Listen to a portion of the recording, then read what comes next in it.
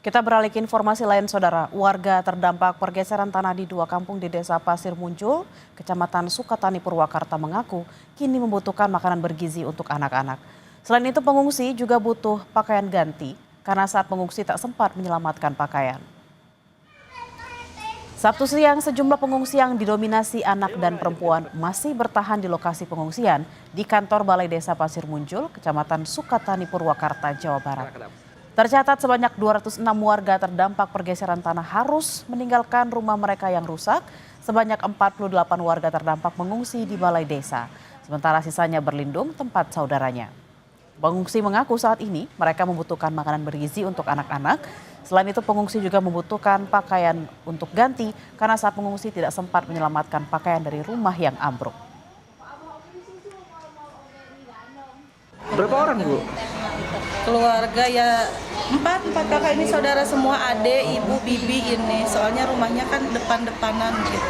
Berarti udah berapa malam, Ibu? Sekarang udah 3 malam. Oh, 3 malam. Dari malam Kamis.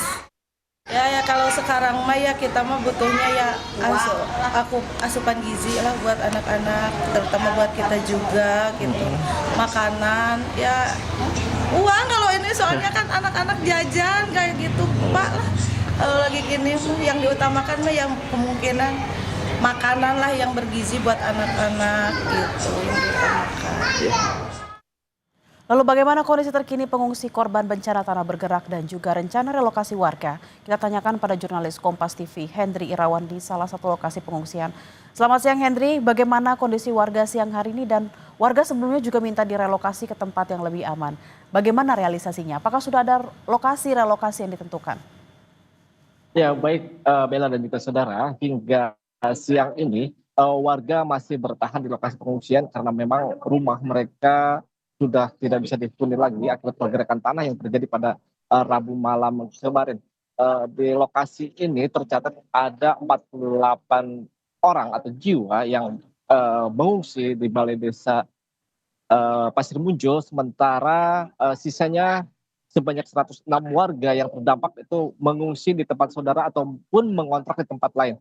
Adapun untuk kondisi kesehatan para warga di pengungsian ini, kami sempat menanyakan tadi kepada pihak medis atau kesehatan yang berjaga di posko kesehatan bahwa ada beberapa warga yang mengeluhkan pusing, mual dan eh, pencret, sehingga mereka harus ditangani dan dikasih obat, namun untuk kondisi kesehatannya secara umum relatif baik.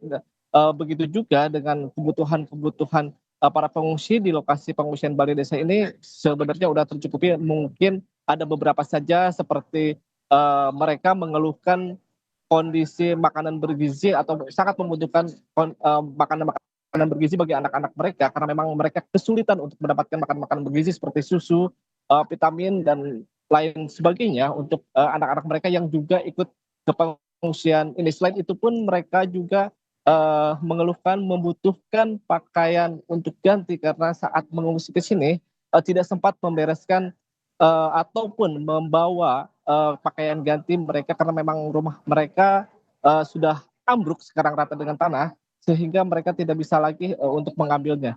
Sementara terkait jumlah eh, rumah yang rusak atau terdampak akibat pergeseran tanah itu hingga hari ini terus bertambah dan dari awalnya 48 kemudian hari kemarin menjadi 52 dan hari ini total kerusakan yang diakibatkan pergeseran tanah sudah mencapai 80 rumah dan untuk akses jalan di lokasi tersebut terputus total karena memang mengalami kerusakan berat dan untuk warga yang terdampak tercatat sebanyak 206 jiwa dari 81 kepala keluarga.